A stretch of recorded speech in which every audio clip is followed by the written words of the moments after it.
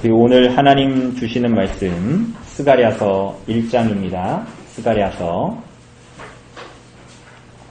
1장 1절에서 6절. 제가 가진 성경으로 구약성경 1313쪽입니다. 구약성경 스가랴서 1장 1절에서부터 6절입니다.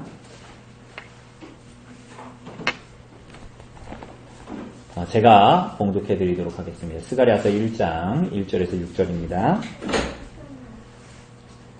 다리오 왕 제2년 8째 달에 여호와의 말씀이 이또의 손자 베레기야의 아들 선지자 스가랴에게 임하니라. 이르시되 여호와가 너희의 조상들에게 심히 진노하였느니라. 그러므로 너는 그들에게 말하기를 만군의 여호와께서 이처럼 이르시되 너희는 내게로 돌아오라. 만군의 여호와의 말이니라. 그리하면 내가 너희에게로 돌아가리라. 만군의 여호와의 말이니라. 너희 조상들을 본받지 말라. 옛적 선지자들이 그들에게 외쳐 이르되 만군의 여호와께서 이같이 말씀하시기를 너희가 악한 길 악한 행위를 떠나서 돌아오라 하셨다 하나 그들이 듣지 아니하고 내게 귀를 기울이지 아니하였느니라. 여호와의 말이니라. 너희 조상들이 어디 있느냐? 또 선지자들이 영원히 살겠느냐? 내가 나의 종 선지자들에게 명령한 내 말과 내 법도들이 어찌 너희 조상들에게 임하지 아니하였느냐? 그러므로 그들이 돌이켜 이르기를 만군의 여호와께서 우리 길대로 우리 행위대로 우리에게 행하시려고 뜻하신 것을 우리에게 행하셨도다 하였느니라. 오늘 사랑하는 여러분, 우리는 학개서, 우리가 지난번 학개서에 이어서 오늘 동일한 배경을 가지고 있는 스가랴서를 함께 보려고 합니다. 우리가 이 학개서 보고 그리고 이제 스가랴서 보고 그리고 이제 우리가 스가랴서는 시간이 좀 걸릴 텐데 이 내용들을 다 보고 가능하다면 중간에도 다른 설교를 할 수 있지만 이 스가랴서가 끝나면 이 구약성경의 마지막인 말라기서까지 우리가 좀 함께 보려고 합니다. 여러분, 우리가 보는 이 스가랴서는 그 소선지서, 그 12개의 소선지서들 중에서 가장 긴 선지서에 속하는 선지서입니다. 그래서 우리가 지난번 봤던 학개서는 2장이지 않습니까? 2장으로 되어져 있고 굉장히 짧은 절로 구성되어져 있는데 이 스가랴서는 14장으로 구성되어져 있습니다. 그리고 우리가 성경을 우리 많이 읽는, 요즘에 코로나19로 인해서 우리가 안 모이니까 성경을 많이 읽으시고 있잖아요. 그죠? 스가랴서의 특별히 신약 성경을 보면 스가랴서를 굉장히 많이 인용합니다. 약 30번 정도 인용을 하는데 이 스가랴서의 특별히 그 예언들, 특별히 오실 메시아에 대한 예언들이 스가랴서에는 많이 기록되어져 있어서 신약에서는 그것들을 굉장히 많이 인용합니다. 그만큼 이 스가랴서의 주제는 결국은 예루살렘의 회복과 그 예루살렘의 회복이라는 것은 성전의 회복이라는 것은 결국은 하나님의 말씀, 이루어지지 않을 것 같고 허공에 뜬 것 같았던 하나님의 뜻, 하나님의 말씀의 성취, 회복을 나타내는 그런 주제를 가지고 있는 성경이 이 스가랴서입니다. 우리가 오늘 서론이기 때문에 스가랴서는 두 부분으로 나누어져 있습니다. 그래서 1장부터 8장까지 그리고 이제 9장에서부터 마지막 14장까지 이렇게 나누어져 있습니다. 구체적으로 알 필요는 없지만 그래서 어떤 사람들이 스가랴서가 두 저자가 쓴 거다. 한 사람이 쓴 게 아니다. 뭐 이렇게 식으로 주장하기도 하지만 그렇지가 않습니다. 두 개가 전혀 다른 것 같고 어떤 면으로는 좀 하나로 결합되지 않는 것 같을지라도 그 주제는 동일하게 나타납니다. 특별히 1장에서부터 8장, 사실은 1장에서부터 6장까지는 이 8개의 환상들이 나타납니다. 이 환상들이 굉장히 중요한데 그래서 우리가 예전에 요한계시록을 볼 때도 이 스가랴서를 많이 봤습니다. 그죠? 그래서 이 환상들이 이제 나타나고 뒤에는 하나님께서 이스라엘 백성들에게 주신 신탁, 메시지, 말씀이 이제 나타나는 부분들입니다. 우리가 이 학개서도 마찬가지고 이 스가랴서도 마찬가지인데 다리오 왕 때의 시대를 배경으로 합니다. 그래서 우리가 오늘 본문에도 보면 다리오 왕 2년 뭐 이렇게 나오지 않습니까? 학개서도 마찬가지였습니다. 다리오 왕은 어느 나라 왕이죠? 다리오 왕은 어느 나라 왕입니까? 그렇죠. 페르시아 왕입니다. 페르시아. 페르시아 왕의 초대 왕이 누구였죠? 우리가 잘 아는, 우리가 다른 왕은 잘 몰라도 이 왕은 잘 알잖아요. 고시입니다, 고시. 고레스 왕이죠. 고레스 왕입니다. 첫 번째 왕이었는데, 지금 이 다리오 왕은 세 번째 왕입니다. 우리가 알다시피 고레스 왕이 이제 이 페르시아의 왕이 되고 나서 어떤 일이 벌어집니까? 바벨론의 포로로 잡혀가 있던 이스라엘 백성들이, 바벨론의 포로로 잡혀가 있던 이스라엘 백성들, 바벨론의 포로로 잡혀가 있었는데, 왕권이 한번 바뀌었습니다. 왕국이. 그죠? 페르시아가 바벨론을 한마디로 이렇게 지배하고 문명을 엎었기 때문에 페르시아의 이 종국에 들어가 있는 고레스 왕이 그 바벨론의 포로로 있던 이스라엘 백성들을 고토가 어딥니까? 그러니까 이스라엘 땅으로 다시 보내줍니다. 그러니까 그래서 포로 귀환이 일어나는 거죠. 그죠? 그런데 이스라엘 백성들에게만 그랬던 게 아닙니다. 고레스 왕이.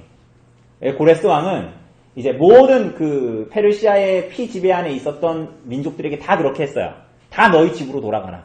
그리고 다 너희를 섬기던 신들의 신전을 다시 세워라. 그래서 내가 뺏어왔던 거 내가 다 준다. 이 성전 기물들을 그거 갖고 와서 다시 너희 고향 땅으로 돌아가라. 다만 나에게 충성하고 나를 위하여서 너희들의 신들에게 빌어라. 뭐 이렇게 얘기합니다. 그렇게 이제 이스라엘 백성들이 돌아왔잖아요. 고향 땅으로 돌아왔어요. 고향 땅으로 돌아왔는데 성전을 짓는 일을 우리가 학개서에서 보았다시피 굉장히 지지부진하게 됩니다. 그리고 심지어는 스가랴 선지자 시대 2년 전에는 성전 공사가 아예 중단이 되죠. 왜 그랬습니까? 우리가 학개서 볼 때 봤습니다. 경제적인 측면도 있었고요. 그 안에 돌아왔을 때 갈등도 그 안에서 내부적인 갈등들도 많았습니다. 심지어는 자기들 안의 갈등만이 아니라 바벨론으로 가지 않았던 이스라엘 땅에 남아있었던 사람들, 그러니까 돌아온 사람들하고 갈등이 생기죠. 뿐만이 아니라 그 지역에 있었던 이방 사람들하고도 갈등이 있고, 그래서 거짓 고소가 있고, 막 그런 복잡한 상황들이 그 안에 이제 있게 됩니다. 이런 가운데 오늘 본문을 보면, 스가랴서 본문을 보면, 다리오 왕, 그러니까 다리우스 왕이죠. 이거 이제 일반적으로는 다리우스 왕이라고 그러지 않습니까? 다리오 왕 제2년 8째 딸이라고 나옵니다. 8째 딸. 그러니까 바벨론 포로 귀환을 하고 나서 굉장히 오랜 시간이 좀 지난 겁니다.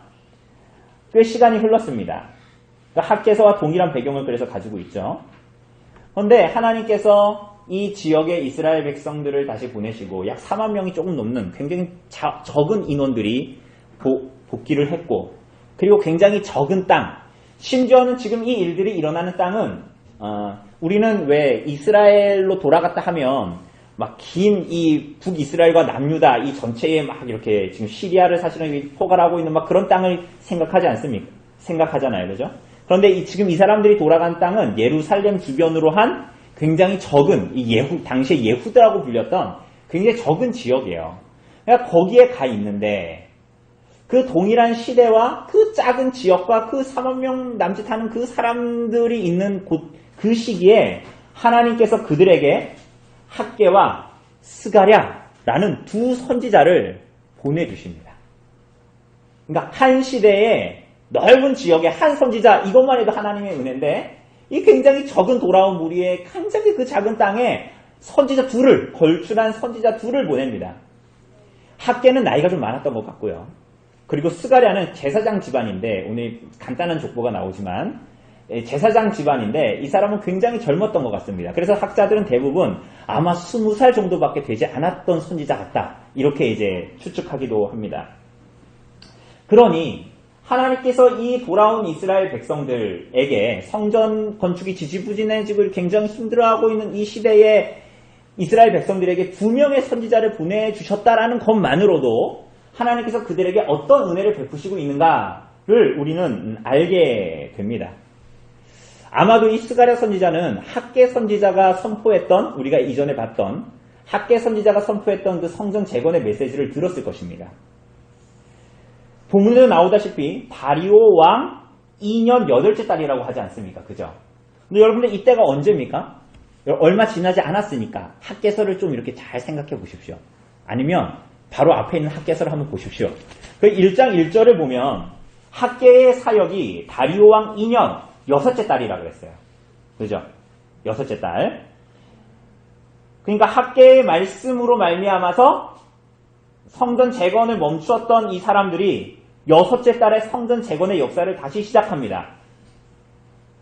그런데 우리가 학개서에서 보았다시피 이 일을 이제 막 시작했는데 한 달이 지나지 않았을 때, 한 달 남짓 지났을 때 이 사람들이 그 규모의 작음과 그 역사에 굉장히 진척이 더딘 것을 보고 낙심한 시기인 7째 달 직후, 그리고 이후에 마침내 우리가 학개서 보았다시피 9째 달 24일에 성전 기초가 놓이는 그 상황에서, 이해되십니까? 낙심하고 있었던 이스라엘 백성들, 그리고 학개의 말씀으로 성전 건축의 그 기초를 놓았던 그 시기, 그 사이에 8째 달이죠. 그러니까 그 사이에 스가랴를 통해서 말씀이 주어집니다. 그게 이제 스가랴서의 말씀입니다. 이들이 처해 있는 상황과 환경이 어땠다고요? 좋지 않았다고요. 너무나 낙담하고 낙심한 그런 상황이었습니다. 그러면서도 낙심하고 낙담했지만 한편으로는 하나님의 말씀, 학개를 통해서 주신 하나님의 말씀이 있으니까 애쓰려고 하는 이제 그런 상황 가운데에 있었던 거죠. 하나님의 약속은 분명히 있지만 그 상황은 굉장히 지지부진하고 지연되는 것 같은 낙담과 낙심 가운데에 하나님께서 그들에게 어떤 일을 하시죠? 1절을 보면 어떤 일이 벌어져요? 하나님의 말씀이 임합니다. 낙심하고 낙담하고 있는 그들에게 현실의 벽과 이 장애의 벽이 그들의 정말로 현실 앞에 있는 자들에게 하나님께서 그들에게 말씀을 허락하십니다. 말씀을. 여러분 힘드시죠? 여러분 우리들의 인생이 때로는 하나님을 쫓아가면서도 힘들고 어려운 상황 가운데에 있을 때 여러분들 뭘 원하십니까? 하나님께.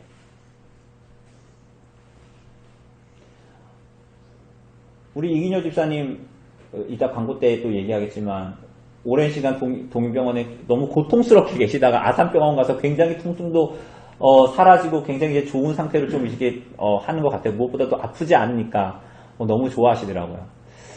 여러분 우리가 그런 몸의 병고뿐만이 아니라 우리들의 삶에 어려운 일들이 있을 때 여러분들 어떤 일이 벌어졌으면 좋겠어요? 어떤 일을 소원하십니까? 말씀을 주시길 기대해요? 아니죠. 이런저런 문제들을 하나님께서 해결해 주셨으면 좋겠죠. 내 고통의 문제를 즉각적으로 바꿀 수 있는 진통제 혹은 힘. 그랬을 때 오히려 이 사람들에게 격려가 되고 참 뭔가 이 시기에 그래도 어렵지만 뭔가 평안함을 누릴 수 있는 그런 나에게 실질적인 도움을 하나님께서 딱 이렇게 주시기를 원하잖아요. 막 빚이 있어서 고통스러우면 하나님이 갑자기 내 통장에 띠링 하면서 들어오면서 딱 계좌가 팍 열리면서 갑자기 영리 찍힌 막 많은 돈들이 들어와가지고 내 빚이 딱 해결되면 얼마나 마음에 격려가 되고 참 힘이 되겠어요. 그런데 하나님은 그렇게 하지 않으십니다. 오늘 이스라엘 백성들의 고통 속에서 하나님은 오히려 그들을 말씀 앞에 그들을 대면하게 하십니다. 그럼 어떤 말씀 주셨으면 좋겠어요? 그래, 좋다. 그래, 말씀을 주신다. 그럼 어떤 말씀 주셨으면 좋겠습니까? 긍정의 힘을 우리가 끌어들일 수 있는, 뭔가 긍정의 힘과 으쌰으쌰 할 수 있는, 당장 내 통장에 돈이 안 들어와도 뭔가 내가 내적인 힘을 낼 수 있는, 그래, 잘 될 거야. 이 또한 지나가리라. 할 수 있다. 그런 메시지가 우리 안에 탁 오면 우리가 좀 안정을 취할 수 있지 않을까요? 근데 하나님이 전혀 다른 말씀을 주십니다. 말씀으로 임하시는데 전혀 다른 말씀을 주십니다. 2절을 보면 어떤 말씀이에요? 여호와가 너희의 조상들에게 심히 진노하였다. 여러분 여기서 이 심이라는 말은 사실은 원문에는 없어요. 그런데 진노했다라는 이 단어가 굉장히 엄청난 하나님의 이 분노를 표시하는 거기 때문에 한글 번역은 심이라는 말을 넣은 거예요. 굉장히 이건 잘된 번역입니다. 원문엔 없지만 잘된 번역이에요. 심히 진노했다. 하나님이 심히 진노하셨습니다. 그런데 하나님께서 그들의 조상들에게 진노하셨다라고 말합니다. 여러분 왜 하나님이 그들의 조상들에게 진노하셨을까요? 우리가 사실은 이때를 위함인가 역사서를 이미 봤고 그죠? 우리가 이후에 뭐 선지서들도 우리가 많이 봤는데 4절에 나옵니다. 뭐냐면 그들은 악한 길, 악한 행위에서 떠나지 않았습니다. 우리가 이거 학개서에서도 봤는데 여기서 나오는 이 길이라는 것은 살아온 길을 말해요. 다시 얘기하면 인생의 과정을 말하는 거예요. 다시 말하면 그들이 삶에서의 모든 선택을 하는 가치와 방식을 길이라고 표현합니다. 길. 그런데 그 모든 길과 과정과 가치와 방식이, 그러니까 여러분과 제가 살아갈 때 무언가를 선택하는 삶의 가치, 방식, 기준을 얘기하는 거예요. 그런데 그게 어땠다고요? 2번이나 반복합니다. 뭐라고 얘기해요? 그 성격이 어땠대요? 뭐라 그래요? 악했다 그러잖아요. 악한 길, 악한 행위. 여러분, 하나님께서 진노하셨습니다. 그런데 여러분, 더 중요한 것은 하나님께서 그들에게 진노하신 더욱더 근원적인 이유는 그것만이 아니었습니다. 그 악함만이 아니었다는 거예요. 악한 길, 악한 행위만이 아니었습니다. 그럼 뭐였죠? 여러분, 하나님께서 심판하시기 전에 이 하나님의 백성들에게 어떻게 하셨죠? 선지자들을 보냈어요. 한 명 보냈습니까? 아니요. 무수하게 보냈습니다. 하나님께서 무수하게 그들에게 말씀을 주셨습니다. 여러분, 심지어는 그냥 말씀을 주신 게 아닙니다. 여러분, 이사야나 예레미야나 에스겔이나 호세아나 이런 사람들을 다 보면 하나님께서 말씀을 그들에게 주셔서 그냥 말해라로 끝나는 것이 아니라 하나님께서 그들의 인생을 통해서 하나님께서 말씀하셨어요. 때로는 선지자들의 인생을 굉장히 고통스럽게 함으로 말미암아 그것을 상징적으로 이스라엘 백성들에게 말씀하셨어요. 뭐라고요? 거기에서 돌이키라고 여러 번 경고하셨습니다. 그죠? 그런데 이 사람들이 어떻게 했죠? 완고했습니다. 어떻게 완고했죠? 선지자들의 말들을 하나같이 거부했습니다.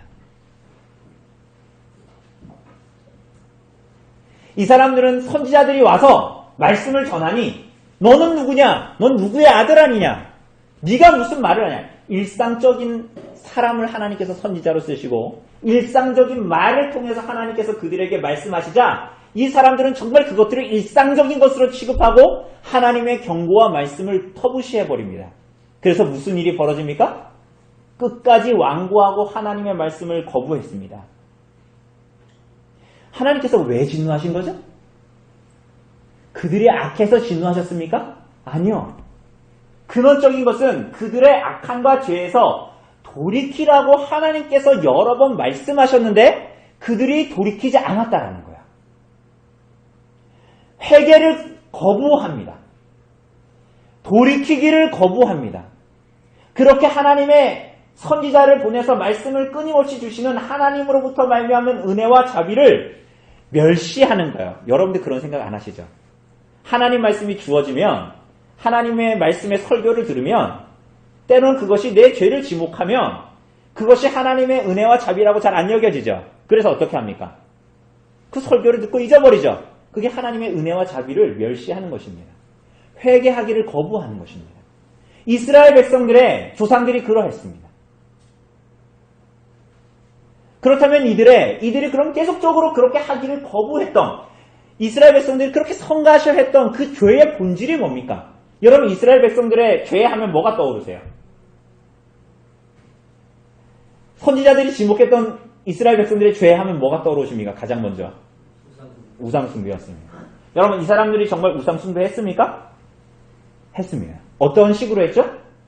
하나님의 자리에 다른 것을 가져다 놓았고 하나님이 받아야 할 경배를 그 자리에 하나님 아닌 다른 것을 갖다 놓아서 하나님께 드려야 할 사랑과 경배를 다른 것에 드리기 시작했습니다. 그것이 여러분 우상숭배죠?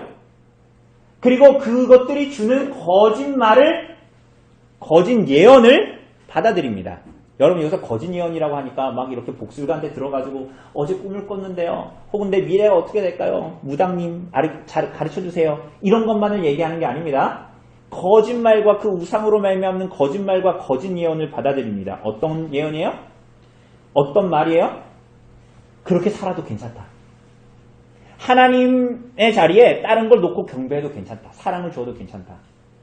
너가 너의 삶의 주인이라는 거짓말을 이 사람들은 받았습니다. 너가 하고 싶은 대로 하면서 선택하며 살라는 세상의 거짓말을 믿었습니다. 너의 생각과 가치대로 판단하고 선택하며 너의 인생을 살라라는 이 땅의 우상들의 거짓 예언을 받아들였어요. 그래서 이스라엘 백성들은 그 우상 숭배를 통해서 그 우상 안에서, 이 거짓말이죠.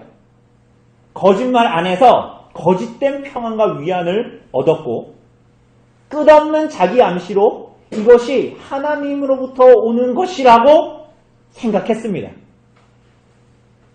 그래서 이 사람들은 정함이 없는 사람들처럼 두 마음을 품은 사람들처럼 하나님에 대한 충실함과 신실함으로 살지 않고 어떻게 살았어요?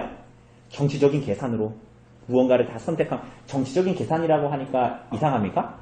그러니까 이 얘기는 하나님보다 내 판단에 더 맞다라는 것을, 내 이익을, 하나님의 말씀을 따라가는 것은 이익으로 받아들여지지 않고 내 마음에 내가 보기에 흡족하고 이게 나에게 유익과 판단이 된다라는 길을 자꾸 선택했던 거예요. 이게 정치적인 계산들이에요.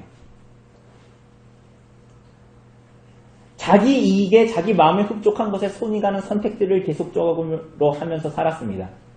그래서 무슨 일이 벌어졌어요? 이스라엘 백성들은 애굽에서 그들을 구원해내셨는데 시내산에 모세가 올라가고 나서 그들이 뭘 만들어요? 금송아지를 만들고 그것을 뭐라고 불러요? 여호와라고 부르는 거예요. 하나님의 이름을 부르고 제사를 드리는데 어디서 드리는 거예요? 예루살렘으로 가지 않고 단과 베델에 두 금송아지를 세워놓고 그것을 여호와라고 부르면서 끊임없이 제사고 예배를 드렸습니다. 여러분, 예배 안 드린 거 아닙니다. 예배 안 드린 게 아니죠. 이 사람들은 끊임없이 예배와 제사를 드렸습니다. 여러분은 하나님을 금송아지처럼 대우하고 있지는 않습니까? 하나님의 말씀이 허락하지 않는 선택들을 하면서 살아가면서도 전혀 거리낌이 없이 그저 스스로 괜찮다고 생각하는 자기 암시와 거짓 평안을 어떻게든지 붙들려고 하고, 그래서 하나님 앞에 내가 언젠가 서는 일은 먼 일이고 사실은 나와 상관이 없는 일인 것처럼 스스로 여기면서 어리석게 살아가고 있지는 않습니까? 여러분, 아닙니다. 그렇게 살아가면서, 그렇게 죄를 쌓으면서 살아가고, 그렇게 그 길에서 떠나지 않으려고 했던 것이 이스라엘의 역사였습니다. 그렇게 회개하지 않고 돌이키지 않으려고 했던 그들의 길과 행실, 끊임없이 하나님께서 말씀하심에도 불구하고 돌이키지 않으려고 했던 그들의 완고함, 그들은 끝까지 돌아서질 않았습니다. 우상 숭배였습니다. 여러분, 그들의 선지자들이 지목했던 또 다른 우상 숭배에 이어 사실은 그와 하나인 또 다른 죄가 뭐였죠? 여러분, 당연하죠. 위선이었습니다. 위선자들. 어떤 위선자들이었습니까? 여러분, 이스라엘 백성들은 앞서서 얘기한 대로 하나님께 드리는 예배를 포기한 적이 없습니다. 놀랍게도. 예배를 포기한 적이 없어요. 놀랍게도. 우리 오늘 코로나19인데도 예배를 포기하지 않고 왔잖아요. 그죠? 놀랍게도 예배를 포기한 적이 없습니다. 그러나 그들의 예배는 일상의 삶에서, 그러니까 내 모든 존재로서 하나님을 경배하고 하나님께 헌신하려는 것이 빠져있는 종교적인 행사들이었습니다. 예배를 드리는데 그게 사실은 눈 가리고 아웅하는 거였다는 거예요. 어떤 면에서 그랬죠? 그들의 마음은 하나님을 향한 순종과 경배와 경외와 순종이 아니라 그들의 마음은 마치 어떤 우상을 기쁘게 해서 그로부터 말미암는 혜택을 누리려고 하는 것과 비슷한 것이었어요. 그래서 그들의 그 예배의 실체는 하나님을 섬기는 것이 아니라 자기 자신을 섬기는 것이었죠. 그래서 하나님께서 뭐라고 부르시는 거예요? 그들에게 너희가 어떻다? 음란하다라고 하시는 거예요. 그러니까 음란한 신을 섬겨서 음란하다는 게 아니라 너희가 나의 남편 아닌 다른 남편, 그러니까 사실은 우상을 말하는 건데 그건 자기 자신을 숭배하는 거거든요.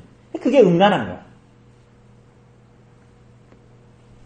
여러분, 이 사람들은 하나님께 드리는 예배와 그들의 삶을 분리해버렸습니다. 그러니까 어떻게 돼요? 내가 하나님의 이름을 부르고 예배하고 경배해요. 그죠? 오늘 여러분들 우리 하나님을 찬송하고 예배하고 있잖아요. 그죠? 그분의 경외함으로 예배하지 않습니까? 그런데 이 사람들의 삶이 그렇게 하나님을 예배하고 나서 그들의 일상의 삶은 어떻게 살아요? 극히 개인적이고 이기적인 삶을 사는 거예요. 오늘 오후에도 보겠지만 어떻게 해요? 결국은 그들의 예배는 하나님 내 구주이십니다. 나의 하나님이십니다. 라고 말하지만 하나님의 왕되심을 부인하는 인생을 살아가는 거예요. 그러니 사실은 그들의 예배도 우상숭배적이고 미신적일 수밖에 없었던 거예요.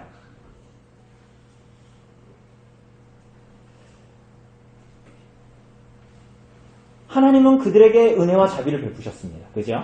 그래서 하나님은 그들이 서로를 향해서 하나님의 은혜와 자비를 받은 자들이 그렇게 살기를 바라셨죠. 하나님을 사랑하고 이웃과 형제들을 사랑할 것을 기대하셨지만 그들은 하나님을 사랑한다고 하면서 이웃과 형제를 사랑하지 않았습니다. 예배라는 형식에는 참가하지만 결국은 성도들과 하나 되려고 하지 않고 시간과 재물과 모든 것을 나누려고 하지 않을 때 그들의 위선은 극명하게 나타났습니다. 위선이지요. 그러니까 이들의 신앙은 위선이었던 것입니다. 여러분, 오늘날 한국교회의 성도들이 보여주는 모습은 때로는 이 모습과 비슷합니다. 위선적이죠. 어떻게? 하나님을 사랑한다면서 형제와 이웃을 긴밀하게 사랑하려고 하지 않지요. 여러분, 그것은 하나님을 사랑한다는 예배가 우상 숭배적이라는 것을 보여주는 중요한 증거입니다. 여러분 잘 기억하십시오. 여러분 그것은 자기를 섬기는 것입니다. 아무리 예배를 드려도 그것은 자기를 섬기는 것이요 오히려 자기를 섬기기 위해서 하나님을 이용하는 것입니다. 여러분 위선입니다. 여러분 1만 달란트 탕감함을 받은 사람이 집으로 돌아가는 길에 200데나리온 빚진 친구를 멱살을 잡고 그 임금에게 찾아가는 것, 그 예수님의 비유는 너희가 예수 믿고 이제 도덕적이고 윤리적으로 살아라는 말이 아닙니다. 그 사람은 결국은 임금이 누군지 탕감함을 받았지만 임금이 누군지를 모르고 임금을 사랑하는 마음이 없었던 사람이라는 것을 말하는 것이죠. 자기 자신을 사랑하는 자일 뿐이라는 것. 사랑하는 여러분, 기억하십시오. 진정으로 돌이키고 회개하는 것은 하나님께 용서받을 수 있습니다. 그죠? 돌이키고 회개하는 삶은 용서받을 수 있습니다. 그러나 돌이키지 않는 위선의 고집은 재앙을 가지고 올 것이요 하나님의 진노를 가지고 오는 것입니다. 그런데 특별히 하나님께서 그들에게 말씀하실 때 2절을 보면 그냥 조상들이라고 하지 않습니다. 뭐라고 말합니까? 너희의 조상들이라고 하지요. 너희의 조상들.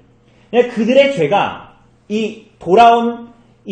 그들의 죄가 그저 그들의 조상들이 지었던 죄에서 그치지 않고 그 죄의 현실이 오늘 예후드 지역으로 돌아온 이 포로기로 돌아온 이 사람들의 현실과 결합되어져 있다는 것을 잘 이야기해 주는 것입니다. 그러니까 조상들의 죄가 지금 너희들이 하고 있는 것과 별반 다르지 않은 현실에 너희가 지금 있다라는 것을 지금 말씀해 주고 있는 것입니다. 어떻게 말입니까? 3절을 보면 그리고 방금 4절에서 보았던 그들의 조상들에게 하나님께서 하셨던 말씀이 그래서 반복됩니다. 무엇이라고 하시죠? 돌아오라고 하시죠. 그죠? 어떤 번역에서는 이 돌아오라는 말을 회개하라 이렇게 번역하기도 합니다. 그러면 하나님이 그들에게 돌이키시겠다 이렇게 말합니다. 어디로 돌이켜야 합니까? 여러분 3절의 원문의 구조는 사실 원문으로 보면은 굉장히 재미있게 돼 있습니다. 어떻게 돼 있냐면 이렇게 돼 있습니다. 말씀하셨다. 자, 보세요. 말씀하셨다. 돌아오라. 여호와의 말씀. 돌이키리라. 말씀하셨다. 이게 무슨 얘기예요? 말씀하셨다라는 것이 문장의 양 끝에 있고, 그리고 그 안쪽으로 들어오면 뭐가 있어요? 이쪽에는 돌이켜라. 이쪽에는 돌이키리라. 그리고 그 가운데는 뭐가 있어요? 여호와의 말씀. 이게 무슨 말입니까? 그들이 돌아가야 하는 곳이 어디라고요? 하나님의 말씀이라는 것입니다. 그들이 해야 하는 일은 뭐라고요? 상황과 환경의 어려움과 고통의 어떠함을 붙들고 그것을 타개하려고, 마치 이스라엘 백성들이 예레미야에서 본 대로 애굽인가 아수르인가 이 상황을 타개하기 위해서 애굽을 잡아야 되는가 아수르를 잡아야 되는가, 그것이 아니라 이들의 상황과 환경의 어려움과 고통의 어떠함을 보기에 앞서 근원적인 문제로 돌아가야 한다는 거예요. 그게 뭐예요? 하나님의 말씀으로 돌아가라는 것입니다. 여러분, 그래서 그들이 지금 바벨론 포로기에서 돌아온 이 사람들의 현실에서 어려움과 고통의 그 현실이 그들의 현재와 미래를 규정하는 게 아니라는 말을 하는 거예요, 하나님께서. 여러분, 우리들의 현실 앞에 있는 장애와 어려움들이 우리들의 현재와 미래를 규정할 것 같지만 그렇지 않다라는 말을 하나님께서 지금 이들에게 하시는 겁니다. 그럼 무엇이 그들의 현재와 미래를 규정하는 것입니까? 하나님께로 돌아가는 것만이, 하나님의 말씀으로 돌아가는 것만이 너희들의 현재와 너희들의 미래를 규정할 것이다 라고 하나님께서 말씀하시는 것입니다. 여러분, 애굽이나 아수르를 선택하여 붙드는 것이 우리들의 미래를, 현재를 규정하는 것이 아닙니다. 여러분, 이 땅의 상황과 현실 속에서 우리들이 지혜를 짜낸다고 한들 100년의 인생도 무수한, 그냥 이 땅의 역사만 놓고 봐도 무수한 인생의 역사 가운데에서 그게 아무리 축적되었다 해도 한 인생이 100년도 안 되는 인생이 지혜를 짜낸다고 한들 어디까지 짜낼 수 있으며, 지혜가 나온다고 한들 그 존재 자체가, 그 능력 자체가 그것을 타개해낼 수 없는 존재인데 그것을 어떻게 극복해낼 수 있겠어요? 어리석은 것입니다. 어리석으면 겸손하기라도 해야 될 텐데 자신의 어리석음을 깨닫지 못하니 어리석으면서 교만한 거야. 그래서 성경을 보면 항상 어리석음과 교만이 같이 나오죠. 왜 그러냐면 자기가 어리석은 걸 알지 못하거든요. 그냥 어리석으면서 교만한 거예요. 그러면서도 목이 곧아서 돌이키지도 않습니다. 어리석은 짐승과 같다라고 성경은 그래서 얘기하는 것입니다. 사랑하는 여러분, 이렇게 하나님과 그분의 말씀으로 돌아가야 할 이유가 무엇입니까? 당장 내 눈앞에 보이는 현실과 어려움이 있는데 그걸 타개해야지 뭔가 내 현재와 미래가 밝아질 것 같은데 왜 성경은 계속 그 현실과 미래를 규정하는 것이 하나님의 말씀이라고 말하는 걸까요? 여러분에게도. 왜 그러는 걸까요? 3절을 보면 특징적인 말씀이 있습니다. 그게 뭐예요? 하나님에 대한 한 칭호가 있습니다. 그게 뭡니까? 그게 뭐예요? 만군의 여호와. 학개서와 스가랴서에 반복되는, 여러분 심지어 학개서에는 이 만군의 여호와라는 말이 14번, 그리고 스가랴서에는 49번 반복됩니다. 그러니까 그냥 숫자로 보면 이사야서나 예레미야가 훨씬 더 많지만 분량으로 치면 14장밖에 안 되는 소선지서에 만군의 여호와라는 하나님에 대한 칭호가 49번이나 나옵니다. 이 칭호는 무슨 뜻이에요? 만군의 여호와. 우리 찬양할 때도, CCM 찬양할 때도 이런 찬양 많이 하잖아요. 만군의 여호와. 만군의 여호와라는 칭호의 뜻이 뭐예요? 하나님은 강한 전사요, 전능 왕이신데 그분이 누구라는 거예요? 언약의 하나님이다라는 걸 얘기하는 거예요. 이걸 바꿔서 얘기하면 뭐예요? 우리를 언약으로 부르신, 언약 백성으로 부르신 하나님이 어떠한 분이라는 거예요? 강한 용사, 강한 전사, 능하신 분, 전능왕이라는 거예요.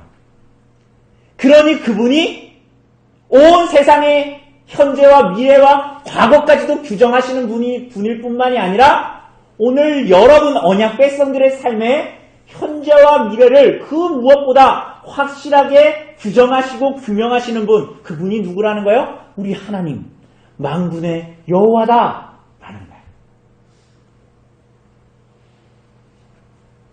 여러분, 그렇기 때문에 그들이 해야 하는 것이 뭐예요? 현재와 미래를 타개하기 위해서 뭔가 시도들을 하고 온갖 지혜를 짜내서 이리저리 붙들고 하는 것이 아니라 뭡니까? 하나님의 조정 앞에 나와 그의 말씀 앞에 나와서 귀를 기울이고 그 말씀 앞에 나온다는 것이 뭐예요? 예배 잘 참석한다는 거예요?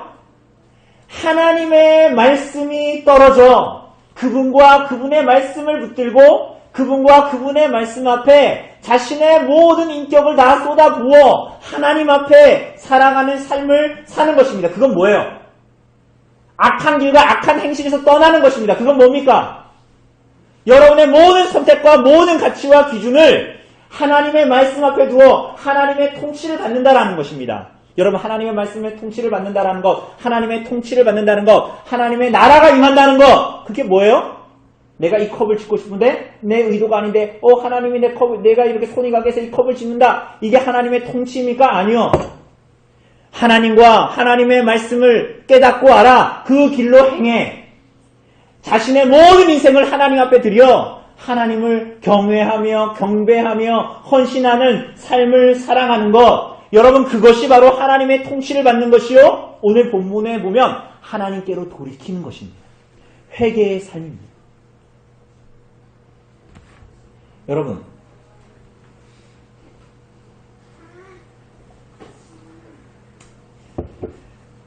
죄인들이 가장 성가셔하는 게 뭡니까? 죄인들이 가장 싫어하는 게 뭐야? 바로 이 지점이에요.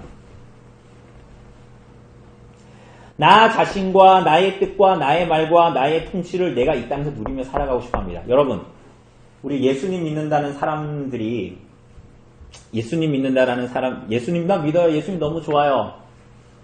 이렇게 했던 사람들이 대부분 오해하는 게 있습니다. 그래서 때로는 세례를 주는데 막 3년의 시간을 들였습니다. 왜 그랬죠? 왜 그랬습니까? 내가 하나님이 좋고 예수님 날 구원하셨습니다라는 말을 해요. 그런데 어떻게 해요? 그 실체가 뭔지를 잘 몰라요. 그래서 오해합니다. 어떻게? 내가 하나님을 믿어요. 하나님 좋아요. 하나님을 사랑합니다. 하지만 내 뜻과 내 말과 내 통치가 내 삶을 지배하게 하죠. 계속. 그래서 하나님의 규범이 나의 규범이 되지 않는 거야. 사실은 나는 뭘 하고 싶은 거예요? 하나님을 섬기면서 내가 하나님을 예배하고 하는 것은 사실 내 맘대로 하고 싶은 거야. 절 다니듯이 하고 싶은 거죠. 여러분, 그래서 여러분들이 가장 편하게 느끼는 신은 뭡니까? 여러분들에게 변하지 않아도 된다라고 말하는 신일 거예요. 그러니까 여러분들 이런 말을 계속하면 성가시고, 여러분 제 설교 들으면 되게 불편할 때가 많잖아요. 막 성가시죠? 왜 그래요? 자꾸 우리를 내가 변해야 된다라고 얘기하고, 자꾸 내가 돌이켜야 된다라고 얘기하고, 내 삶을 돌이켜야 된다라고 얘기하니까 성가시죠? 그래서 우리가 원하는 신은 사실은 뭐예요? 내 뒤를 봐주는 신이에요. 내가 적당하게 예배 드리고, 예배도 그래. 내가 주중모임까지 간다. 그 다음에 노터치 하는 거예요. 내 삶을 하나님께서 더 이상 아무것도 간섭하지 말라는 거죠. 그런 신을 우린 가장 원하잖아요. 여러분, 오늘날 기독교 신자들이 이렇게 살아가는 사람들이 많습니다. 주일에 예배 드리면 이제 내 삶과 아무 상관없는 하나님을 모시고 삽니다. 이걸 뭐라 그러죠? 의무방어라 그러죠. 의무방어. 내가 의무방어하고 나면, 주일 예배하고 나면 이제 다 필요 없습니다. 내가 할 도리 다 한 겁니다. 마치 나쁜 사람들이 하는 것처럼 설이나 추석 때 부모님 한번 보면 그걸로 내가 의무방어 다 했다라는 거예요. 내가 하나님께 돌이키거나 이런 거 신경 쓸 필요 없죠. 성경을 알 필요도 없어요. 우리 이제 오늘 오후부터 십계명 이제 보잖아요. 오후 웨스트민스터. 십계명 볼 필요도 없어요. 십계명은 구약의 출애굽기와 신명기에 나와 있는 구약의 문서일 뿐이에요. 우리 집에 성경책 있다? 나 우리 집에 성경책 하나님 말씀 3권 있어. 이 정도로 만족하는 것이에요. 예배당에 와서 우상 숭배를 하고, 여러분 하나님을 부른다니까요. 이스라엘 백성들도 시내산 아래서 하나님을 불렀잖아요. 우상 숭배를 하고 예배당에 와서 진리이면서 진실하신 하나님을 섬긴다고 하면서 위선적으로 삽니다. 어떻게 해요? 교회가 그리스도의 몸이라고 하면서 교회와 상관없는 일주일을 보냅니다. 그리스도 안에서 한 지체라고 얘기하면서 지체가 무슨 일을 하든 무슨 일을 당하든 어떤 고통이 있든 아무 상관없는 일주일을 보냅니다. 지체로 인한 고통도 아픔도 슬픔도 기쁨도 느끼지 못합니다. 그냥 혼자 지냅니다. 우상 숭배자여 위선적인 거예요. 이게 바로. 공교회를 믿는다고 보편교회를 믿는다고 고백하면서 천상의 교회를 믿는다고 하면서 이 땅에 있는 교회는 아무런 신경이 쓰이지 않습니다. 여러분 그게 우상 숭배하는 사람들의 특징이요. 위선자들의 특징입니다. 코로나로 인해서 성도들이 힘들어하건 말건 내 집만 내 자식 새끼만 잘 먹고 살면 됩니다. 코로나로 인해서 우리 교회만 어려움이 없으면 되지 저기 다른 데 있는 개척교회들이 힘들던 개척교회가 예배당 월세를 못 내고 그 목회자 가정들이 뭐 어떻게 좀 궁핍하게 살던 나하고는 아무런 상관이 없는 거예요. 어떻게? 예배당에서 예배를 드리면서 위선자들입니다. 우상 숭배자들. 그러므로 사랑하는 여러분, 하나님은 스가랴 시대의 포로 귀환한 사람들에게 사람들의 삶에 무엇을 요구하는 것입니까? 4절을 보면 너희 조상들을 본받지 말라. 너희 조상들을 본받지 말라. 원문대로 하면 너희 조상들과 같이 되지 말라. 이렇게 하십니다. 그렇게 하나님을 떠나지 말라. 그렇게 자기 자신을 섬기는 어리석고 교만한 우상 숭배자들이 되지 말고 위선적인 인생을 살지 말라라는 것입니다. 여러분 어떻습니까? 이런 말씀 들으면 마음이 편합니까? 하나님의 말씀을 대면하는 것이 그래서 하나님과 하나님을 보고 우리 자신을 보는 것이 이렇게 불편하고 괴롭습니다.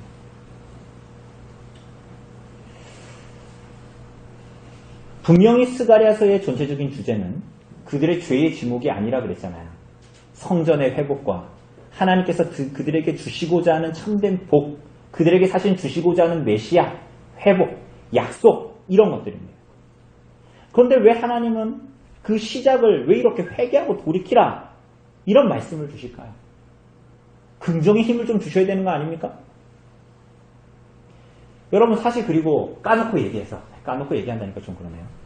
사실 솔직히 얘기해서 여러분 지금 예후다 지역으로 돌아온 이 사람들은 그 조상들보다 좀 낫잖아요. 최소한 돌아왔잖아요. 바벨론에 남아있는 사람들도 있는데 자기네들은 돌아왔잖아요. 약속을 붙들고. 근데 왜 하나님이 이렇게까지 말씀하시는 것일까요? 학개서는 뭐라 그랬죠? 그들이 돌아와서 여호와의 성전 건축에 열심내지 않았다. 여러분 그런데 이유가 있었잖아요. 이유가 있었잖아요. 무슨 이유가 있었어요? 경제적인 이유, 아까 얘기했던 내부적이고 외부적인 갈등, 막 고소, 정치적인 어려움, 뭐 이런 것들이 다 있었잖아요. 사랑하는 여러분, 여러분이 하나님의 일에 열심내지 않는 것, 교회의 하나됨에 힘쓸 수 없는 것, 그렇게 할 수밖에 없는 이유들, 어쩔 수 없는 이유들, 그 모든 일들에 앞서는 것이 무엇이어야 한다라고 성경은 말하고 있습니까? 앞서야 되는 것이 뭐라고 얘기하고 있습니까? 우리 지난주에 우리 세례, 학습 세례, 유아 세례 하면서 우리가 우리들의 하나님 앞에서의 정체성을 봤습니다. 기억하십니까? 베드로전서 2장 9절 그 말씀이 뭐예요? 너희는 택한 족속이요 왕같은 제사장이요 거룩한 나라요 그의 소유가 된 백성이요 완전히 그의 소유가 될 날을 바라보는 자요 그 날을 약속받은 자들이라 이랬습니다. 여러분 이게 여러분과 저의 정체성입니다. 그죠? 이 땅에 있는 신자요 그리스도의 교회로 이 땅에 있는 여러분들의 정체성이 바로 이것입니다. 그죠? 그리고 이것이 우리들의 삶의 이유로 확인되는 것입니다.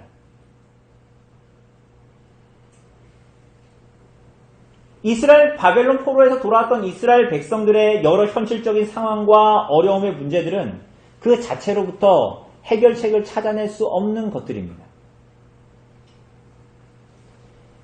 그것은 마치 여러분의 생애와 여러분의 삶의 생애와 생명의 기초가 그것들 자체로부터 연유하지 않는 것과 비슷합니다. 오히려 여러분이 죄의 권세로부터 해방되고 이렇게 교회의 세움과 하나됨의 부르심을 받은 인생으로 이 땅을 살아가는 것이 하나님의 일하심의 역사이지요. 지금 이들이 예후다 지역으로 부름을 받은 것, 바벨론의 포로 생활에서 해방되고 그리고 성전을 재건하는 일에 부름받은 일은 하나님의 역사입니다.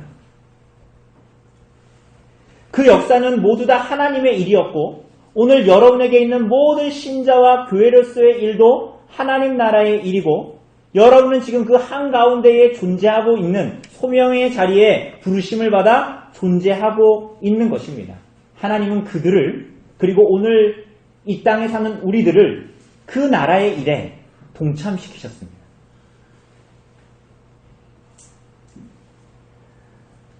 하나님 나라의 일에 동참하는 일, 하나님의 역사에 동참하는 일, 우리들을 그러한 자로 부르셨고 이미 하나님의 역사가 우리 안에 시작됐고 그러므로 말미암아 그 부르심과 소명의 자리에서 하나님의 역사에 동참하면서 살아가는 이 일은 당연히 세상으로부터의 박해 혹은 반대에 직면할 수밖에 없습니다.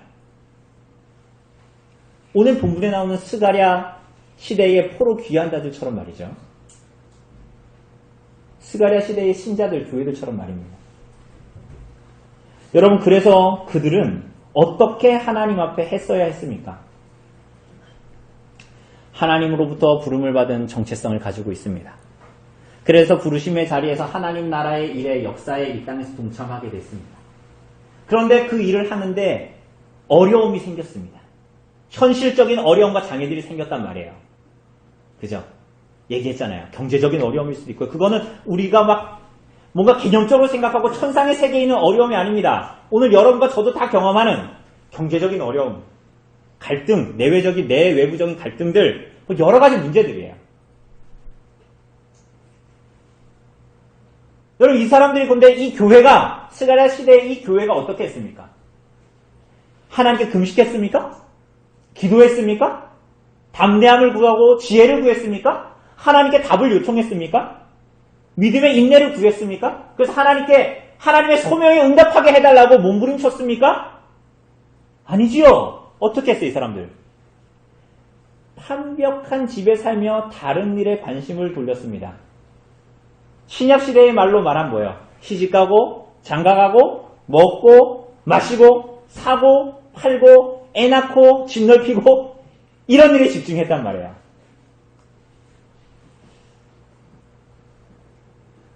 여러분, 근데 생각해보면 그 일들이 죄입니까? 여러분, 여기 집 있으신 분들 집 가지고 있으면 죄입니까? 장가가고 시집가는 거 죄입니까? 아니죠. 여러분, 바벨탑 사건, 창세기에 나온 바벨탑 사건, 그게 왜 죄였죠? 너무 고층으로 쌓아서 죄였습니까? 바벨탑을 지은 게 너무 고층으로 지어서 그게 죄였습니까? 아니죠. 완벽한 집도 그들이 너무 좋은 재료로 집 지어가지고 그게 죄가 됐습니까? 아니요. 이들의 죄가 뭡니까? 그들이 한 일이 아니라 그들의 죄는 그들이 하지 않은 일에 대한 것입니다. 그게 뭐죠? 여러분들에게 있는 죄가 뭡니까? 평범한 인생을 사는 게 바로 죄입니다.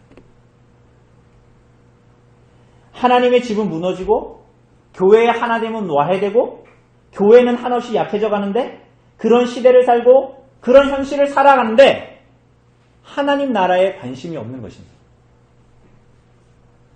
여러분, 이 사람들의 죄가 뭐예요? 좋은 집에 살았다라는 게 아니에요. 이들의 죄는 하나님과 그분의 역사와 나라에 관심이 없고 평범하게 사는 세상 사람들처럼 어떻게 해요? 세상 사람들, 여러분 주변에 있는 세상 사람들 어때요? 눈이 빨갛고 뿔이 나 있고 막 그런가요?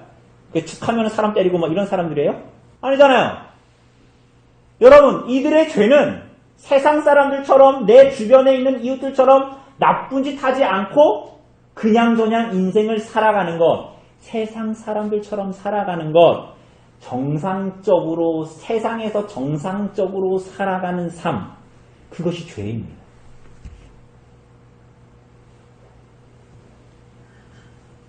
여러분, 예수님이 십자가에서 고난 보시고 십자가에 죽으시고 장사되셨습니다. 무덤에 묻히셨습니다. 그리고 어떻게 하셨죠? 3일 만에 어떻게 하셨어요? 부활하셨잖아요. 그리고 누구에게 보이셨어요? 제자들에게 보이셨습니다. 그런데 베드로는 뭐 했죠? 그 부활하신 예수님을 보고 나서 뭐 했죠? 뭐 했습니까? 물고기 잡으러 갔습니다. 여러분, 물고기 잡는 게 죄입니까? 물고기 잡는 게 죄예요? 물고기의 생명을 해하니까 그게 죄가 됩니까? 여러분, 시집가고 장가가고 먹고 마시는 것이 죄입니까? 아니죠. 그러나 그것에 붙들리고 그것에 초점 지어지고 그것을 만족하며 살아가는 인생으로 여러분들이 부름받은 인생들이 아니다라는 거예요. 그래서 그렇게 살아가는 건 하나님 앞에 죄인 것이에요. 신자와 교회의 이 땅에서의 존재의 목적이 아니기 때문에, 그것은 베드로의 일이 아니었기 때문에 그것은 죄인 것입니다. 스가랴 시대의 포로 귀환자들에게 완벽한 집을 짓는 것이 그들의 인생의 소명과 부르심의 목적이 아니었기 때문에 그것이 죄였던 것이지, 집이 너무 좋아서 죄였던 게 아니에요. 그렇기에 베드로가 고기 잡으러 간 일은 자체로는 죄가 아니지만 하나님의 부르심에서 돌아선 것이지요. 베드로가 말한 대로 여러분은 택한 족속이요, 왕같은 제사장이요, 거룩한 나라요, 하나님의 소유된 자들, 소명의 부르심으로 택하심을 입어 이 땅에 존재하는 자들입니다. 그리고 그런 하나님의 부르심을 입어 이 땅에 교회로 존재하고 그 위대하신 하나님과 복된 그분의 나라의 역사에 참여하도록 부름받은 자들이 여러분들입니다. 여러분, 이것은 존귀한 하나님의 부르심입니다. 여러분, 그런 소명자로 여러분들이 오늘 이 땅에서 존재하고 있는 것입니다. 교회로 존재하고 있는 거예요. 사랑하는 여러분, 그러니 여러분, 세상 사람들처럼 평범하게 살지 마십시오. 여러분, 하나님께 범죄하는 겁니다. 여러분, 적당하게 착하게 적당하게 윤리적이고 도덕적으로 나쁜 짓 안 짓고 살아가는 거 좋지요. 여러분, 그것이 다가 아닙니다. 여러분, 그것으로 만족하게 하지 마십시오. 평범하게 사는 죄를 짓지 마십시오. 여러분들은 소명자들입니다. 여러분은 부르심을 받은 자들입니다. 영원한 나라로 택함을 받았고 구별된 거룩한 민족이요, 그의 영원한 자녀요, 소유된 자들입니다. 여러분, 제발 왕자된 자들이 거지가 붙드는 거 붙들면서 살려고 하지 마십시오. 죄를 짓는 것입니다. 존귀한 부르심에서 벗어나고 있는 것입니다. 그 자리에서 돌이켜야 합니다. 여러분, 예수 믿어서 더 좋은 집에 장가가고 시집가고 더 많은 연봉과 월급을 받기를 소원하고 내가 몇 년 전보다 더 넓은 집에, 더 좋은 집에, 신축된 집에 들어가고 내 차를 더 좋은 것을 굴리고 여러분의 자식들이 세상에서 더 잘난 자들이 되고 세상이 더 부러워할 만한 것들을 얻으려고 사는 그 평범한 삶을 구가하려고 사는 삶이 죄입니다. 세상은 그게 죄가 아니라고 얘기하지만 하나님의 부름을 받은 여러분들에게는 죄입니다. 왜? 여러분들이 부른 소명과 부르심은 그것을 구하라고 부른 부르심이 아니기 때문이에요. 여러분, 그것은 세상 사람들도 원하는 거잖아요.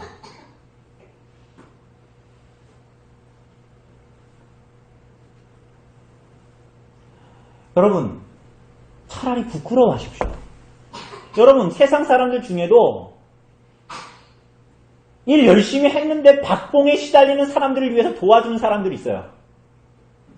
예수 안 믿는데, 돈 많이 버는 것도 아닌데 음주에서 사각지에서 고통받는 사람들 때문에 자기가 그들의 삶에 투신해서 헌신하는 사람들이 있어요. 그리스도를 믿지 않아도. 때로는 열심히 일하는데 박공을 시다니는 사람들을 위해서 자신의 삶을 헌신하고 도와주는 사람들도 있습니다. 여러분, 세상도 그 정도는 합니다.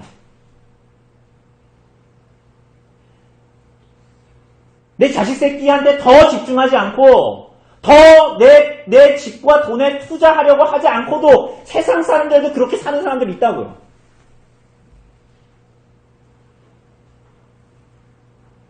차라리 부끄러운 줄 알아야 됩니다. 차라리 그게 정상입니다. 여러분, 그렇지 않으면서 그리스도를 믿는다는 사람들은 우상숭배자의 위선자예요. 여러분, 긴급 지원으로 강릉페이가 나온다고 하죠. 저도 신청했습니다. 동해도 나오나요? 동해페이. 뭐라도 나오지 않습니까? 여러분, 아이들에게 돈이 나온다고 합니다.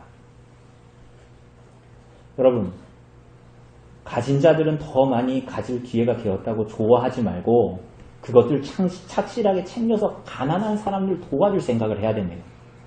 집 있고 차 있으면서 그것 또 내 주머니에 넣으려고 하면 그 도둑놈이에요. 그렇게 살면 안 돼요. 세상 사람들도 그거 어떻게 써야 되는지 아는 거예요. 여러분, 이 정도도 생각하지 못한다면 그리스도인으로서 죄를 짓는 겁니다. 교회로서 죄를 짓는 거예요. 그 돈으로 나쁜 짓을 하려는 것이 아니라 그 돈으로 자기를 살찌우고 신자의 신자됨과 교회의 교회됨과 소명과 부르심을 붙들지 않으려고 하는 삶 자체가 죄를 짓는 것입니다. 여러분, 주님께서 말씀하십니다. 내게로 돌아오라. 내게로 돌아오라. 종교 행위하라는 거 아닙니다. 하나님과 그분의 뜻에 투신하고 그 부르심 가운데 나아오라는 것입니다. 그들의 조상들은 죽었고 그렇게 말씀을 선포했던 선지자들도 말씀의 성취를 보지 못하고 죽었으나 지금 그들이 서 있는 현실은 그 말씀의 성취 앞에 서 있는 현실에 다시 하나님 앞에 살라라고 하나님께서 우리들을 부르시고 요청하십니다. 그러므로 6절에서 말하는 것처럼 그분과 그분의 말씀과 율법을 행하십시오. 하나님께로 돌이키시고 회개하는 삶을 살아가십시오. 세상 사람들, 옆집 사람들, 여러분의 세상에서 친구들, 그 사람들을 따라서 살려고 하지 마십시오. 그것은 여러분의 길이 아닙니다. 하나님께로 돌이키십시오. 그분의 은혜와 자비와 인자하심의 모든 것을 의지하고 그분을 향한 사랑의 순종을 하기를 소망하고 바라고 구하십시오. 그때 하나님이 돌이키실 것입니다. 어떻게요?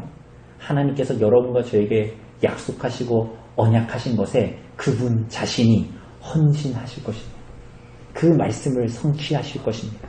부르심과 소명의 길로 우리가 나아갈 수 있게 하시고 도우실 것입니다. 만군의 여호와 하나님이 우리 가운데 계시다라는 것을 나타내시고 우리를 먹이시고 입히시고 마시우게 하시고 돌보실 것입니다. 사랑하는 여러분, 여러분의 정체성을 붙들고 하나님의 부르심 앞에 여러분의 삶을 돌이키는 회개의 삶이 지속되기를 바랍니다. 청교도 목사였던 토마스 브룩스가 이런 말을 했습니다. 들어보세요. 하나님은 늦은 회개도 용납한다는 약속을 세우셨지 늦은 회개가 괜찮다는 약속을 세우신 것이 아닙니다. 참된 회개는 결코 늦은 것이 아니지만 늦은 회개는 거의가 참되지 않습니다. 다시 들어보세요. 하나님은 늦은 회개도 용납한다는 약속을 세우셨지 늦은 회개가 괜찮다는 약속을 세우신 것이 아닙니다. 참된 회개는 결코 늦은 것이 아니나 늦은 회개는 거의가 참되지 않습니다. 여러분, 이것이 진실입니다. 여러분의 돌이키지 않는 일생을 보십시오. 세상 사람들과 비교해도 전혀 평범한 여러분의 일생.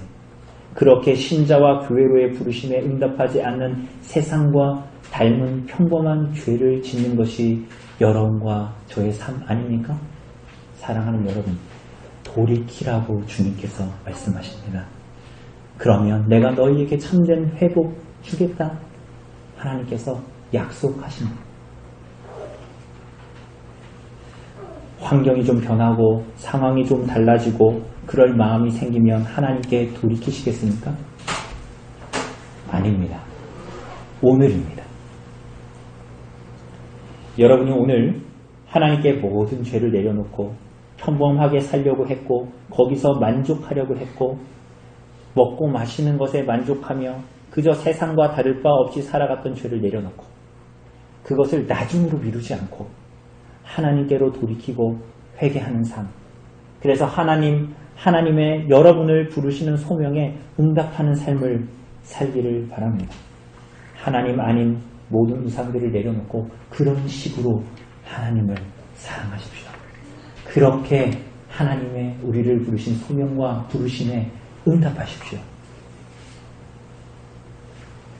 스가랴 시대의 이스라엘 백성들, 그 신자됨과 교회됨 앞에 그들이 돌이켜 그 삶의 자리에서 응답하게 하셨던 그 은혜, 그들을 돌이키게 하셨고 그래서 하나님께서 그들을 향해서 돌아서셨던 그 은혜와 놀라운 자비의 일들, 영광의 일들이 오늘 이 시대에, 이 교회에 부르심을 입은 이곳에 모인 모든 우리 성도들의 삶, 우리 교회적인 삶에 동일하게 성령께서 역사하시기를, 은혜를 베풀어 주시기를 간절히 바랍니다.